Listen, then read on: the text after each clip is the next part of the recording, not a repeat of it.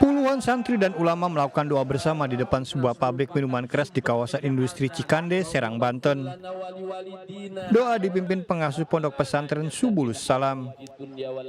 Doa bersama sebagai bentuk rasa syukur atas tindakan tegas kepolisian Polda Banten yang menyegel pabrik. Mengapresiasi kepada pihak Polda Banten yang telah melakukan penyegelan terhadap PT Balaraja Barat Indah karena memang telah terbukti melakukan pelanggaran. Selain memproduksi juga ditemukan peredaran yaitu botol miras kawa-kawa. Pabrik yang memproduksi minuman keras dengan merek kawa-kawa sebelumnya kerap menjadi sasaran pendemo. Dari Serang, Banten, Maese Apriandi melaporkan. Terjadi keributan antara perwakilan pengembang perumahan dengan pengacara warga di Jalan Brigjen Zain Hamid, Medan, Sumatera Utara. Perwakilan warga memprotes pihak pengembang perumahan yang membangun taman hingga menutup jalan masyarakat lokal. Masyarakat pun melakukan aksi unjuk rasa ke komplek dan menuntut developer untuk membongkar taman. Diketahui sebelumnya, jalan dengan lebar 9 meter yang merupakan lahan milik masyarakat.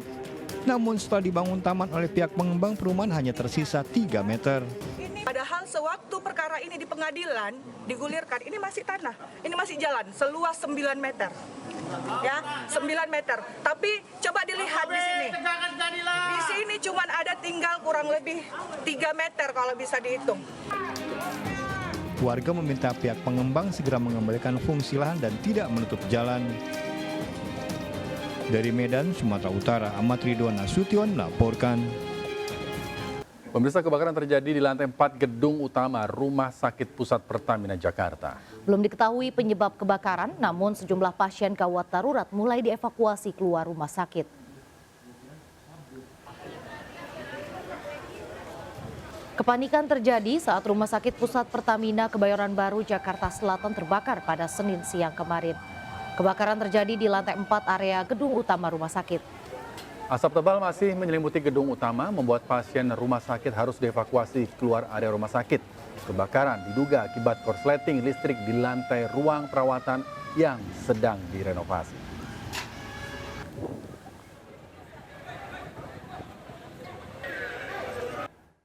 Pemirsa, 17 kios dan rumah hangus terbakar di Kota Makassar, Sulawesi Selatan.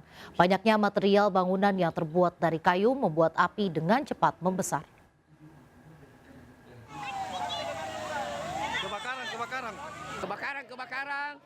Kobaran api dengan cepat membakar kios dan rumah yang berbatasan langsung dengan kawasan Pelabuhan Rakyat Pautere, Kelurahan Gusung, Kecamatan Ujung Tanah, Kota Makassar, Sulawesi Selatan. Kebakaran di permukiman penduduk dan banyaknya material kayu membuat api merambat dengan cepat. Akibat kebakaran sebanyak 17 bangunan hangus terbakar. Belum diketahui penyebab kebakaran, diduga akibat korsleting listrik. Seperti biasanya akses. Untuk masuk ke lokasi itu agak sulit, karena lorong kecil.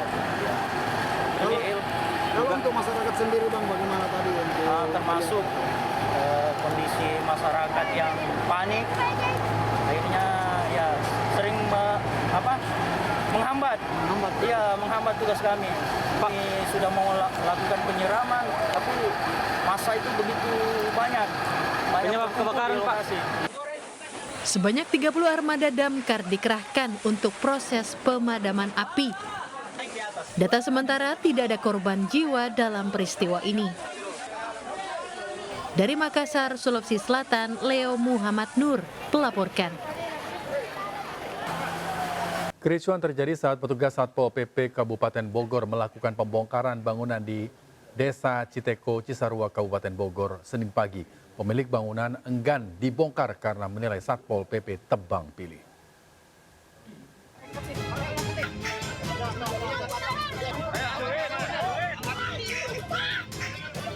Saling klaim antara pemilik bangunan di kampung Cibulau, Desa Citeko, Cisarua, Kabupaten Bogor.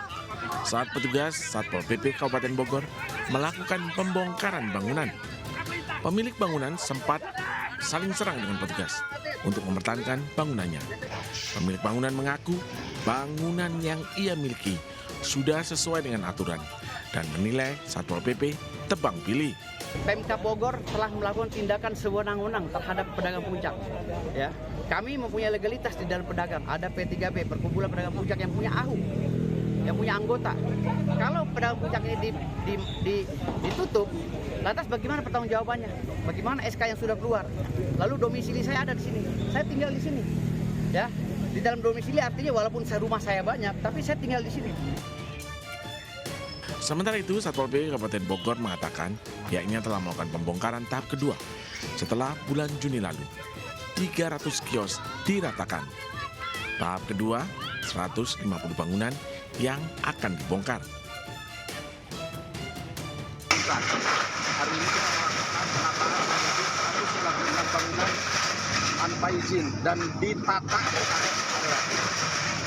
Jadi sekali lagi 196 bangunan kita tata ke rest area, jelas status kepemilikan dan legalitas lebih bagus, lebih legalitas.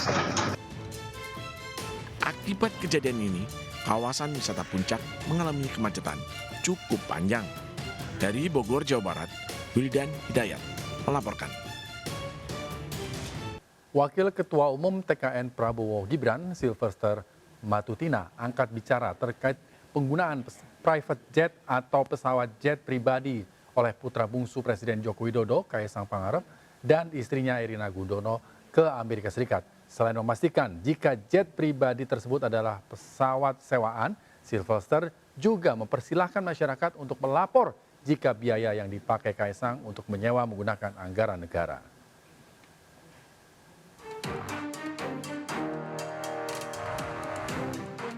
Penggunaan pesawat jet pribadi oleh putra bungsu Presiden Jokowi, Kaisang Pangarep, dan istrinya Erina Gudono ke Amerika Serikat kian menjadi sorotan masyarakat. Kaisang dan Erina dikabarkan terbang ke Amerika Serikat pada 18 hingga 21 Agustus 2024 menggunakan private jet jenis Gulfstream G650ER dengan nomor registrasi N588SE. Pesawat tersebut tercatat berangkat dari Bandara Halim Perdana Kusuma menuju Bandara Internasional Philadelphia, Amerika Serikat. Beragam tanggapan diungkapkan warganet di media sosial karena Kaisang menggunakan pesawat pribadi dengan ekonomi masyarakat Indonesia yang sedang tidak baik-baik saja. Meski begitu, Wakil Ketua Umum TKN Prabowo Gibran, Sylvester Matutina, memastikan jika pesawat yang ditumpangi Kaisang bukanlah miliknya, melainkan pesawat sewaan, karena di dalam pesawat tidak hanya ada pasangan Kaisang Erina, tetapi ada beberapa rekan lainnya. Dirinya mempersilahkan masyarakat untuk segera melapor jika mendapati bukti apabila penggunaan jet pribadi tersebut menggunakan anggaran negara. Dengan jarak yang ditempuh sejauh 16.276 km dari Bandara Halim menuju Bandara Internasional Philadelphia, Amerika Serikat, maka biaya yang dikeluarkan untuk menyewa pesawat jet pribadi tersebut diperkirakan sekitar 556.305 US dollar atau sebesar 8,67 miliar rupiah. Logikanya sangat mustahil ya, tapi ya silakan aja kalau ada yang memang mau menyelidiki ya, karena memang Mas Kaisang ini adalah juga seorang pengusaha dan ada temannya juga yang di private jet itu mereka memang pengusaha gitu. Jadi saya sendiri juga seorang pengusaha ya. Jadi saya pikir masyarakat banyak juga yang menggunakan private jet gitu loh. Jadi bukan suatu hal dosa besar ya orang menggunakan private jet gitu, sepanjang tidak menggunakan ini atas fasilitas negara atau uang hasil korupsi atau kejahatan. Tapi ada yang mau melaporkan ya, kalau menggunakan itu hak demokrasi gitu. Kalau menggunakan uang negara ya dilaporkan aja. Bagaimana? Saya pun tidak setuju gitu ya, silakan melaporkan saja. Sebelumnya diketahui kala itu Erina tengah menjalani orientasi program S2 di University of Pennsylvania, Amerika Serikat. Erina mengunggah beberapa momen di media sosial yang dianggap sebagian besar warganet tone deaf atau tidak peka terhadap situasi sosial usai memamerkan gaya hidupnya yang dinilai hedon. Dari Jakarta, Raniston Sanjaya melaporkan. Sementara itu, pakar penerbangan Alvin Lee mengatakan pesawat yang digunakan Kaisang dan Erina ke Amerika Serikat itu dimiliki oleh sebuah perusahaan Garena Online Private Ltd yang masuk kelompok bisnis Singapura yang berkaitan di Indonesia. Atas peristiwa ini, Alvin mengingatkan soal dugaan gratifikasi dan pelanggaran kode etik berkaca dari kasus mantan Ketua KPK Firly Bahuri yang menggunakan helikopter untuk kepentingan pribadi. Dan terungkap bahwa pesawat itu bukan pesawat sewaan. Pesawat itu adalah dimiliki oleh sebuah perusahaan Garena yang masuk dalam kelompok bisnis di Singapura. Di antaranya juga mereka itu mempunyai bisnis di Indonesia, yaitu salah satu toko online. Itu hasil penyelidikan dari netizens dan saya coba telusur juga, ternyata nyambung juga ke sana gitu. Kaisang saat ini dia bukan penyelenggara negara, dia juga bukan pejabat. Tapi masalahnya yang disorot adalah Kaisang ini anak presiden. Nah, ada yang mencurigai jangan-jangan Kaisang mendapat pelayanan ini kaitannya dengan jabatan bapaknya. Jangan lupa ya, ketua KPK yang kemarin sekarang sudah dilengsarkan, itu juga mendapat masalah ketika dia menggunakan helikopter charter ke kampung halamannya dan ternyata itu kan disponsori juga. Suami aktris Sandra Dewi, Harvey Muiz, menghadiri sidang lanjutan kasus dugaan korupsi tambang timah yang menjerat dirinya di Pengadilan Negeri Jakarta Pusat. Sidang lanjutan mengagendakan pembacaan saksi oleh jaksa penuntut umum. Harvey Muiz kembali menjalani sidang lanjutan dalam dugaan kasus korupsi pengelolaan tata niaga timah di wilayah izin usaha pertambangan PT Timah Tbk pada tahun 2015 hingga 2022. Dalam persidangan ini juga tampak hadir terdakwa lain, diantaranya Suparta dan Reza Andriansyah. Sidang yang dilaksanakan Senin siang kemarin mengagendakan pembacaan saksi oleh jaksa penuntut umum, di mana saksi yang dihadirkan berjumlah 5 orang. Dalam persidangan ini, 5 orang diperiksa untuk memberikan kesaksian terkait hubungan para saksi dengan terdakwa. Bapak sakit nggak? Tidak ya? Dilepas semua ya? Pemirsa, Badan Legislasi atau Balek DPR RI membatalkan pembahasan revisi Undang-Undang TNI Polri. Ketua Balek Wihadi Wiyanto menjelaskan RUU TNI Polri akan diserahkan untuk periode berikutnya. Wihadi tidak menjelaskan alasan dibatalkannya RUU tersebut. Namun, ia menyampaikan hingga masa sidang DPR berakhir, pihaknya memutuskan untuk tidak akan membahas RUU TNI Polri. Sebelumnya, revisi Undang-Undang TNI Polri menjadi sorotan. Beberapa materi dalam Undang-Undang TNI disinyalir akan meloloskan aturan duifungsi militer. Hari ini Balek memutuskan akan menunda atau membatalkan pembahasan Undang-Undang TNI Polri, ya. Dan nanti kita akan sampaikan bahwa ini nanti akan dilanjutkan untuk DPR yang periode berikutnya, tetapi ini melihat urgensinya nanti, ya. Jadi Balek memutuskan untuk tidak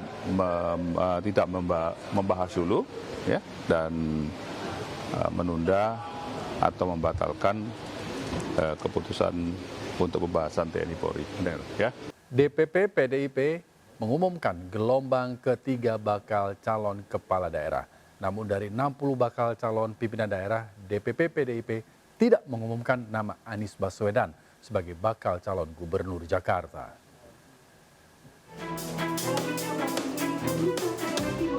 Bertempat di DPP PDI di Jalan Diponegoro, Jakarta Pusat, 60 bakal calon kepala daerah diumumkan. Surat rekomendasi kepada calon kepala daerah gelombang ketiga ini diberikan langsung oleh Ketua Umum PDI Perjuangan Megawati Soekarno Putri. Di antara 60 bakal calon kepala daerah yang diumumkan, ada nama pasangan Andika Hendrar Prihadi sebagai pasangan bakal calon gubernur dan wakil gubernur Jawa Tengah, serta Airin Rahmidiani Ade Sumardi sebagai pasangan bakal calon gubernur dan wakil gubernur Banten. Namun dari 60 bakal calon kepala daerah yang diumumkan, DPP PDI Perjuangan tidak mengumumkan nama Anies Baswedan sebagai bakal calon gubernur Jakarta. Dalam pidatonya, Ketua Umum PDI Perjuangan kembali menekankan jika ingin diusung oleh PDI Perjuangan harus nurut dan menjadi kader PDI Perjuangan. Ilusi terus, nggak mau bergerak. Jadi kalau kita perhatikan dinamika politik ini ya, ini buat saya dialektika. Bung Karno mengajarkan pada saya dialektika. Jadi kita bisa lihat gitu. Terus nanti melihat aksi reaksi begitu kan. Nanti semuanya saya ajarin itu, siapa yang nggak mau nurut out gitu aja. Saya pusing karena mau ikut jadi PDI Perjuangan atau mau dompleng aja gitu loh. Saya nggak mau lagi. Beredar di media sosial foto Anies mengenakan baju berwarna merah yang identik dengan PDI Perjuangan saat berpamitan dengan ibunya. Terkonfirmasi Anies pergi menuju ke DPP PDI Perjuangan di Jakarta. Tak hanya itu, sebelum pengumuman gelombang ketiga para bakal calon kepala daerah, Anies juga sempat foto bareng dengan Rano Karno yang digadang-gadang menjadi wakilnya di Pilkada Jakarta. Tim Liputan melaporkan. Pemirsa, perang bintang akan terjadi di Pilkada Jawa Tengah. DPP PDI Perjuangan resmi mengumumkan mantan Panglima TNI Andika Perkasa. Sementara Gerindra mengusung Ahmad Lutfi, mantan Kapolda Jawa Tengah yang juga siap bertarung di Pilkada serentak. Selanjutnya Provinsi Nusa Tenggara Timur. Kami panggilkan Bapak Ansir Rakan. PDI Perjuangan secara resmi mengumumkan pasangan Andika Perkasa Hendrar Prihadi yang akan maju di pemilihan gubernur dan wakil gubernur Jawa Tengah. Surat rekomendasi sebagai bakal calon kepala daerah diberikan langsung oleh Ketua Umum PDI Perjuangan Megawati Soekarno Putri. Usai memastikan langkah politiknya bersama Hendrar Prihadi, Andika berjanji akan membangun Jawa Tengah lebih baik dengan bekerja sama bersama semua pihak. Jenderal Bintang 4 ini siap bertarung di Pilkada serentak. Waktu yang lalu, waktu itu jam, itu pun nggak jelas. Jadi saya terus terang baru akan mempelajari bersama Mas Hendi apa yang harus kita lakukan, prioritas, visi misi dan program. Gitu. Tapi visi misi yang udah disiapkan apa saja? Ya secara umum ya intinya bahwa kita ingin melihat masyarakat Jawa Tengah itu satu, makaryo atau produktif. Yang kedua mereka harus becek itu baik, benar, tapi juga kita harus manunggal. Karena apa? Karena apapun yang kita lakukan kalau tidak didukung oleh semua pemangku kepentingan dari level atas sampai dengan paling bawah masyarakat ya mungkin akan sulit. Calon gubernur Jawa Tengah lainnya Ahmad Lutfi diusung oleh Partai Gerindra. Mantan Kapolda Jawa Tengah ini berpasangan dengan Tatsya Sin Maimun. Jenderal Bintang 3 ini sebelumnya batal dipasangkan dengan Kaisang Pangarep putra Presiden Joko Widodo. Dari Jakarta, Tim Liputan melaporkan. Politikus Golkar Airin Rahmidiani resmi maju dalam Pilkada 2024 sebagai calon gubernur Banten dengan diusung PDI Perjuangan. Airin maju didampingi Ketua DPD PDIP Banten Ade Sumardi. Sementara kader Partai Golkar yang juga Ketua Komisi 2 DPR menyampaikan pernyataan sikap partainya.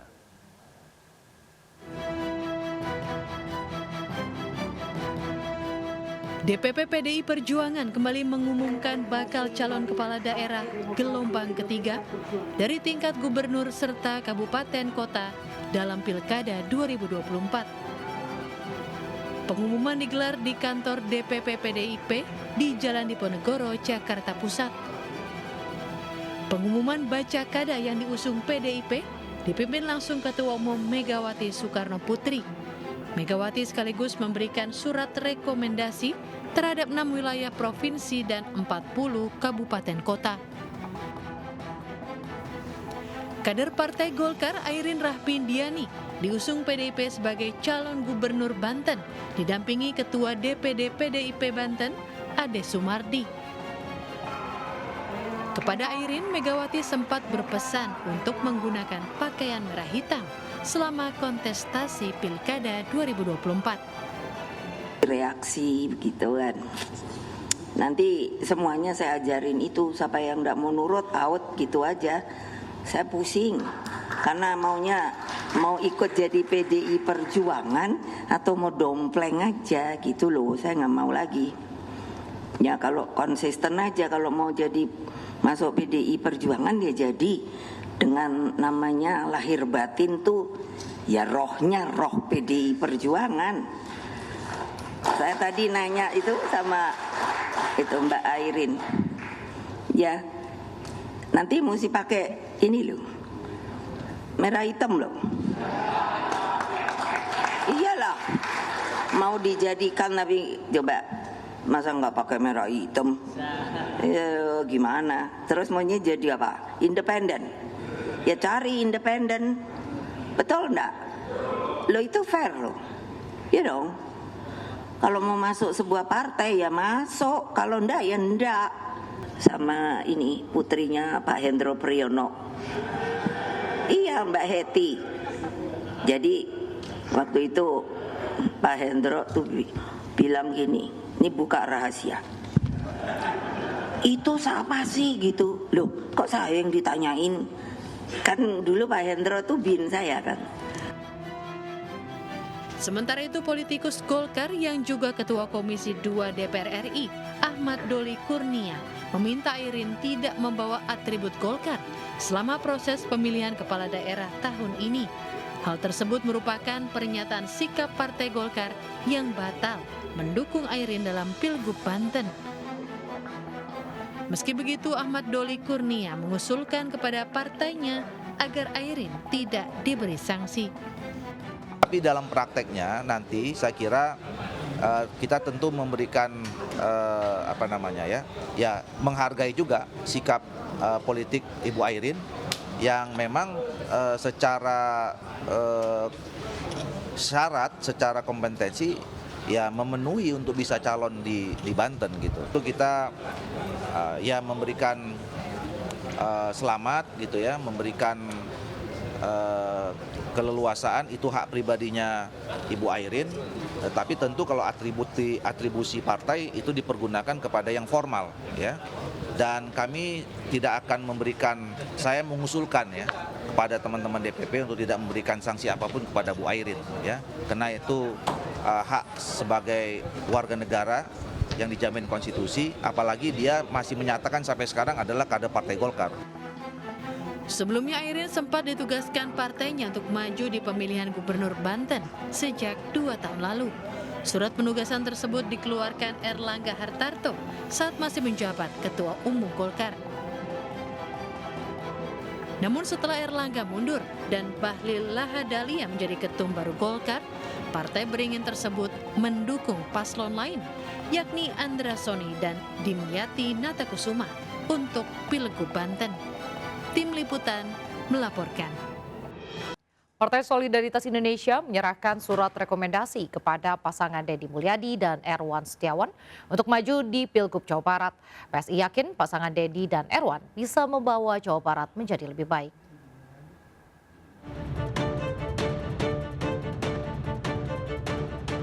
Surat rekomendasi untuk pasangan Deddy Erwan diberikan langsung oleh Sekjen PSI Raja Juli Antoni di DPP PSI Jakarta.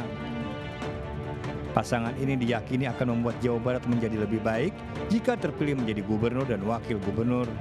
B1 KWK, saya juga nggak tahu apa kepanjangannya. Yang jelasnya adalah surat sakti yang dimiliki partai-partai politik menjadi surat sakti untuk mengantarkan gubernur, wakil gubernur, bupati, wakil bupati, wali kota untuk mendaftar, mulai mendaftar besok hari. Insya Allah Kang, penyerahan B1 KWK ini tidak hanya bersifat legal formal bahwa TSI mendukung Kang Deddy dan Kang Erwan, akan tapi ini adalah dukungan yang bersifat totalitas. Rencananya pasangan bakal calon gubernur dan calon wakil gubernur Jawa Barat Deddy Erwan akan mendaftar ke KPU Jawa Barat pada hari Selasa siang. Usai Kim Plus mendukung RK di Pilkada Jakarta, elektabilitas Deddy Mulyadi terus meningkat. Selain Deddy Mulyadi, di Pilkada Jawa Barat diikuti oleh Ilham Habibie, Ono Surono, dan Ahmad Saiku. Dari Jakarta, Sareja Janski, Dimas Winardi melaporkan. Pemirsa, Raisa Nadia akan menyampaikan sosok artis yang digadang ikut kontestasi Pilkada Serentak 2024. Silakan Nadia. Baik, terima kasih Rizky. Pemirsa, Pilkada serentak 2024 kembali dimeriahkan sejumlah artis ternama yang santer diusung sejumlah partai untuk merebut jabatan gubernur, wali kota, serta bupati ataupun para wakilnya.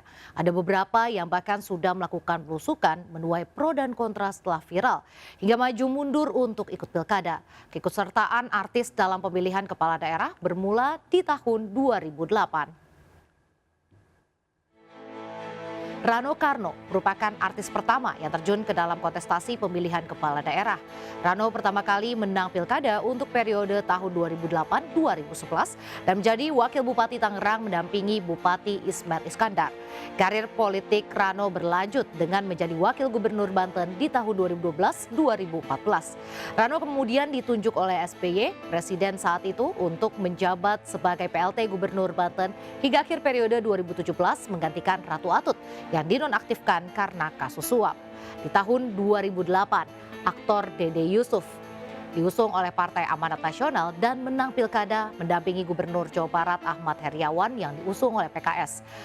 Dede menjabat sebagai wakil Gubernur Jawa Barat hingga tahun 2013. Masih di wilayah Jawa Barat, aktor Diki Chandra juga pernah memenangkan pilkada 2009 sebagai wakil Bupati Garut berpasangan dengan Aceng Fikri melalui jalur independen.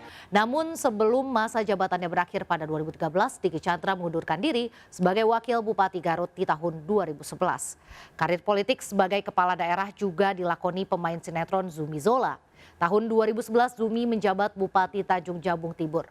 Namun di tahun 2015 Zumi Zola mengundurkan diri karena maju sebagai calon gubernur Jambi mengikuti jejak ayahnya. Baru 2 tahun menjabat gubernur Jambi, Zumi Zola tersangkut kasus korupsi.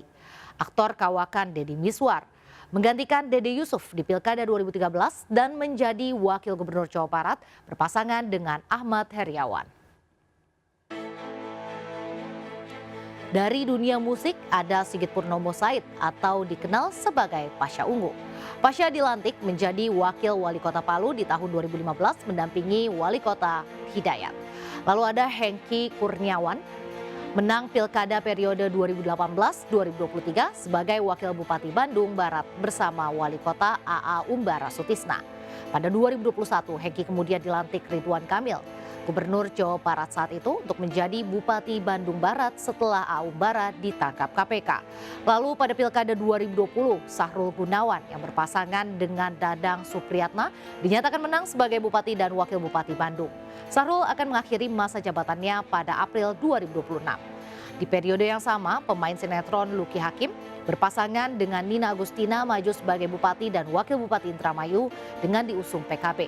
Namun di tahun 2023, Luki mengundurkan diri dari jabatannya karena ada isu ketidakharmonisan dengan sang bupati. Dengan berbagai dinamika para pendahulunya, lantas siapa lagi artis yang digadang-gadang maju pilkada tahun ini? Sosok artis yang pertama kali mencuat dan viral bakal diusung dalam pilkada tahun ini adalah Marcel Widianto. Marcel diwacanakan akan diusung Partai Gerindra untuk maju ke pemilihan wali kota Tangerang Selatan. Lalu Richie Ismail alias JJ Govinda, suami Syahnas Syadika, itu digadang-gadang bakal maju dalam pencalonan Bupati Bandung Barat. JJ bahkan sudah belusukan ke desa Jampudipa, Kecamatan Cisarua didampingi Ketua Umum PAN Zulkifli Hasan. Lalu ada artis Ali Syakib yang ditunjuk mendampingi Dadang Supriyatna sebagai bakal calon Bupati dan Wakil Bupati Bandung oleh Partai Gerindra.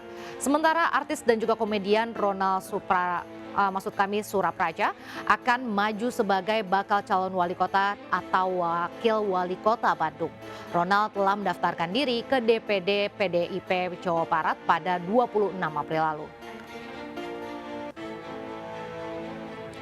Di bursa calon wali kota Surabaya, musisi Ahmad Dhani diusung Partai Gerindra. Meski begitu, kabarnya Ahmad Dhani bukan calon tunggal. Lalu ada artis ternama Raffi Ahmad yang digadang akan maju di Pilkada Jawa Tengah sebagai bakal calon wakil Bupati Kendal. Lalu ada penyanyi senior Krisdayanti juga ikut meramaikan pemilihan kepala daerah tahun ini. KD mendaftar sebagai calon wakil Kota Batu melalui PDIP. Namun melalui akun media sosial pribadinya, KD sempat menyatakan mundur dari pencalonan dirinya. Pada 23 Agustus, KD menggelar jumpa pers untuk mengklarifikasi unggahannya di media sosial dan menyatakan mantap melanjutkan pencalonan dirinya untuk wali kota Batu. Pendaftaran calon kepala daerah akan resmi dibuka pada hari ini hingga Kamis pukul 23.59 waktu Indonesia Barat. Siapapun artis yang maju menjadi calon kepala daerah, seyogyanya tidak hanya bermodalkan ketenaran demi mendulang suara rakyat. Karena masyarakat membutuhkan pemimpin yang mumpuni dan juga bisa memberikan pemerataan serta kesejahteraan. Pemirsa, demonstrasi yang dilakukan gabungan mahasiswa di Makassar, Sulawesi Selatan berjalan ricuh. Demo ricuh terjadi di bawah jalan layang AP Petarani, Kota Makassar. Akibat demo ricuh tak hanya merusak rambu jalan, namun juga sebuah mobil angkutan kota terbakar. Kita ke informasi berikutnya. Komisi Yudisial memutuskan 3 hakim Pengadilan Negeri Surabaya yang memberikan vonis bebas kepada Ronald Tanur diberhentikan. Ketiga hakim tersebut dinyatakan melakukan pelanggaran berat dan melanggar kode etik serta pedoman perilaku hakim.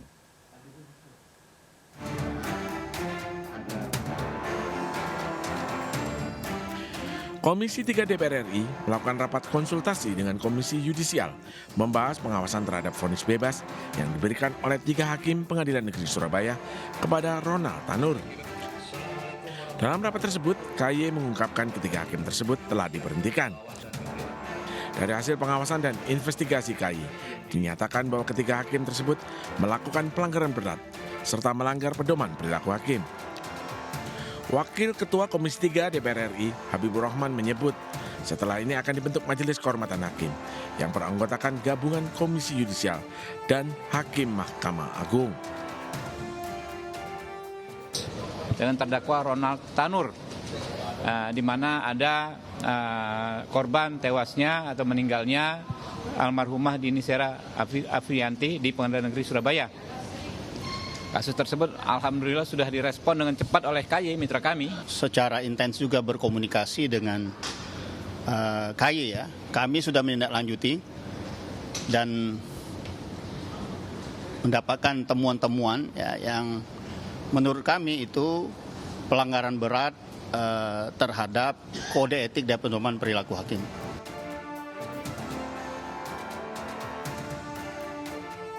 Anggota Komisi Yudisial sekaligus Ketua Bidang Pengawasan Hakim dan Investigasi, Joko Sasmito merincikan dugaan pelanggaran berat yang dilakukan ketiga hakim Pengadilan Negeri Surabaya itu. Pada intinya, putusan vonis terhadap Ronald Tanur yang dibacakan oleh hakim berbeda dengan salinan putusan yang diberikan. Dari Jakarta, Faisal Rinaldi, Muhammad Zulkarnain melaporkan. Pemirsa, 75 musisi muda Indonesia menjadi satu-satunya wakil Indonesia yang tampil di ajang bergengsi di Edinburgh Festival Fringe di Skotlandia, Britania Raya. Ya, Nadia dan juga pemirsa, selain berkolaborasi dengan musisi lokal Skotlandia, mereka juga tampil bersama Duta Besar Republik Indonesia untuk Britania Raya, Desra, yang percaya turut mempersembahkan lantunan saksofonnya.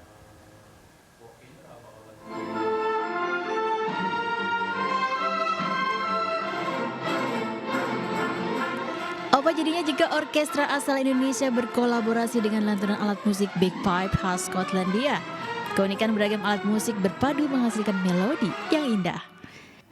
75 musisi muda Trinity Youth Symphony yang lebih dikenal dengan Trust Orchestra tampil memukau di konser bertajuk Echoes from the Elstree Pelagoan Indonesian Music Odyssey yang digelar di The Queen's Hall, Edinburgh, Skotlandia pada 7 dan 8 Agustus 2024 lalu. Orkestra komunitas remaja di bawah pimpinan music director Nathania Karnia ini tampil bersama 2 orang musisi lokal Skotlandia. Di lagu bertajuk Highland Cathedral, mereka berkolaborasi dengan Alice Shotland, seorang pemain alat musik tiup khas Skotlandia, bagpiper.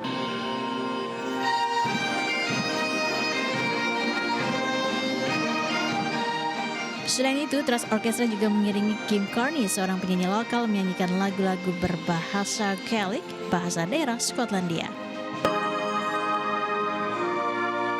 Untuk memadukan berbagai jenis alat musik yang berbeda, tentu membutuhkan orkestrasi yang mumpuni. Iya, kalau dibilang kesulitan sih sebenarnya pasti ada aja ya, karena kan ini alat musik tradisional ketemu alat musik barat gitu ya, dari segi tuningannya gitu, atau bahkan cara mainnya saya pun baru tahu kayak, oh ternyata gitu caranya gitu. Jadi saya tadi konsul dulu sama dia, baiknya saya ngasih kodenya tuh bagaimana gitu.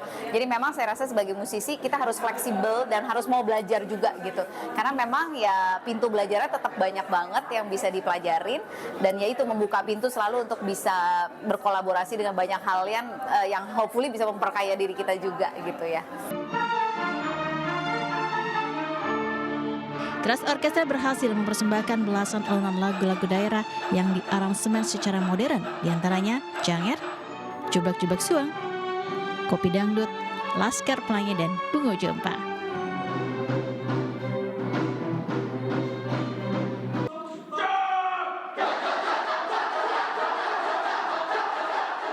Keunikan orkestra khas Nusantara ini berhasil memukau penikmat seni dan penonton warga lokal Skotlandia.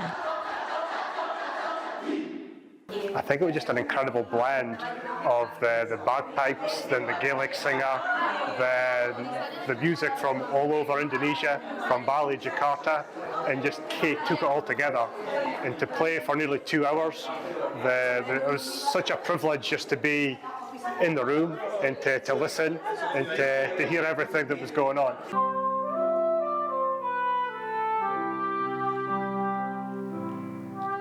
Sebuah penampilan kejutan juga dipersembahkan oleh Duta Besar Republik Indonesia untuk Britania Raya, Desra Percaya, yang menampilkan kepiawaiannya bermain alat musik saksofon. Perjalanan Trust Orkestra mewakili Indonesia di Britania Raya ini dalam rangka memeriahkan peringatan 75 tahun hubungan diplomatik antara Indonesia dan Britania Raya.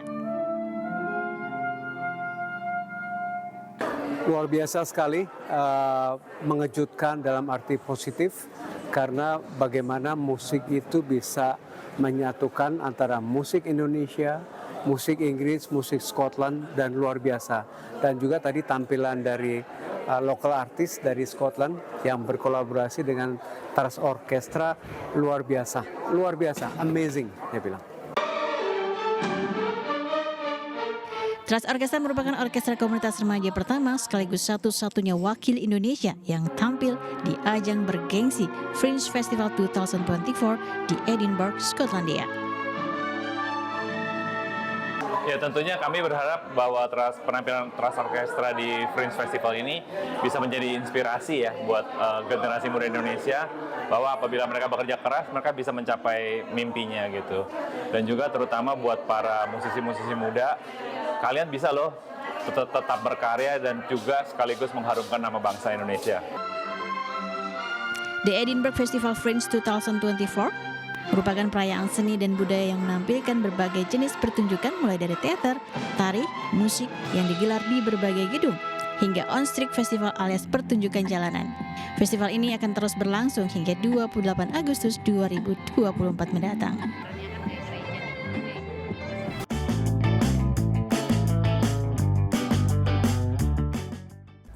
Dalam rangka merayakan hari ulang tahun ke-30, MNC Vision bersama dengan MNC Peduli menggelar kegiatan CSR di Rumah Quran Disabilitas di Cilincing, Jakarta Utara. Bantuan dan donasi yang disalurkan diharapkan dapat memberikan manfaat positif bagi para penghuni Rumah Quran Disabilitas.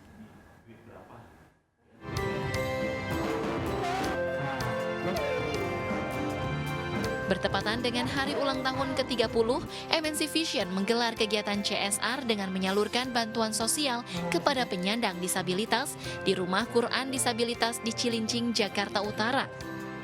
Dalam kesempatan ini, MNC Vision dan MNC Peduli memberikan bantuan dan donasi berupa buku Iqra Braille, seperangkat alat musik organ, serta sembako dan obat-obatan. Berbagi kita berikan bantuan ke adik-adik kita, saudara-saudara kita yang mengalami disabilitas. Ya, bantuan berupa ada Quran Braille, kemudian juga ada alat alat musik, berupa keyboard, karena mereka juga punya tim musik juga rupanya. Dan kita berikan bantuan sembako dan alat ini juga ya, obat-obatan untuk mereka. Bahwa yang namanya disabilitas itu merupakan tanggung jawab kita semua. Nah, kebutuhan disabilitas ini kuncinya dengan kolaborasi. Jadi berbagai stakeholder, baik pemerintah, instansi pemerintah terkait, vertikal dan semuanya masyarakat bahu-membahu bagaimana memanusiakan disabilitas untuk mewujudkan Indonesia Emas tahun 2045. Bentuk perhatian MNC Vision ini diharapkan dapat juga menjadi motivasi bagi perusahaan lain untuk memberikan perhatian dan dukungan untuk para penyandang disabilitas. Jadi harapan kami kehadiran MNC Vision dan MNC Peduli kali ini tidak terputus silaturahmi untuk masa-masa yang akan datang. Karena kami tetap butuh bantuan, butuh pendamping dari pihak lain, terutama dalam hal ini MNC Vision dan MNC Peduli ya. Bentuk kepedulian sosial akan terus dilakukan MNC Vision bersama dengan MNC Peduli bagi masyarakat yang membutuhkan. Dari Jakarta, Naura Syafika, Muhammad Zulkarnain, iNews melaporkan. Pemirsa, Partai Perindo berhasil menghantarkan 5 kader terbaiknya sebagai anggota DPRD Kabupaten Kepahiang, Provinsi Bengkulu. Salah satunya Ketua DPD Partai Perindo Kabupaten Kepahiang, Igor Gregorio Daeviandro, yang berhasil ditunjuk sebagai pimpinan sementara DPRD Kabupaten Kepahiang.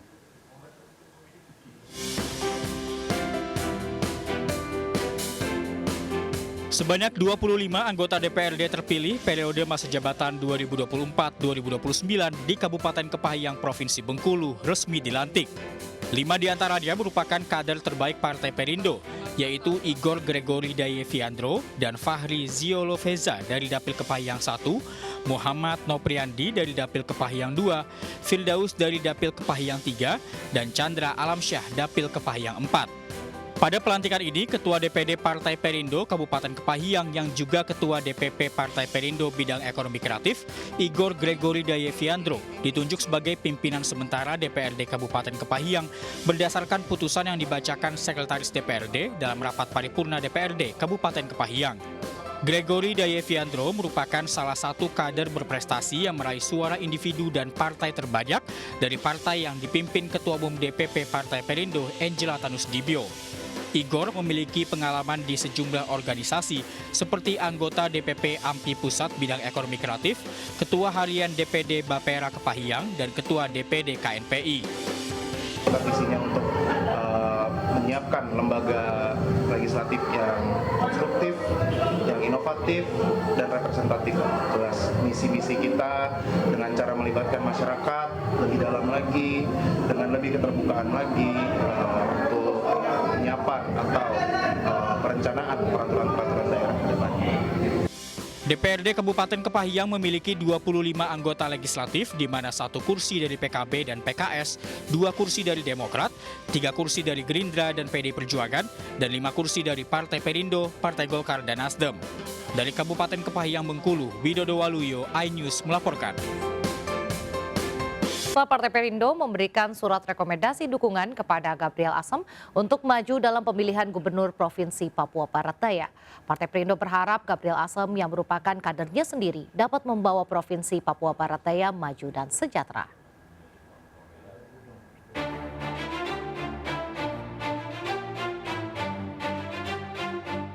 Penyerahan surat rekomendasi dukungan ini diserahkan secara langsung oleh Wakil Ketua Umum DPP Partai Perindo, Michael Victor Sianipar, di kantor DPP Partai Perindo, Menteng, Jakarta Pusat. Partai yang dipimpin oleh Ketua Umum DPP Partai Perindo, Angela Tanusudibio ini, mengusung Gabriel Assem yang merupakan kadernya sendiri untuk maju dalam Pilgub Papua Barat Daya, lantaran sudah memiliki pengalaman sebagai Bupati Tambrau selama 2 periode, serta memiliki rekam jejak yang bersih dan selalu mengutamakan kepentingan masyarakat. Beliau adalah mantan bupati yang sudah 2 periode menjabat, jadi punya rekam jejak yang kuat untuk bisa memimpin daerahnya. Sekarang mau naik kelas, akan naik kelas menjadi Gubernur Provinsi Papua Barat Daya.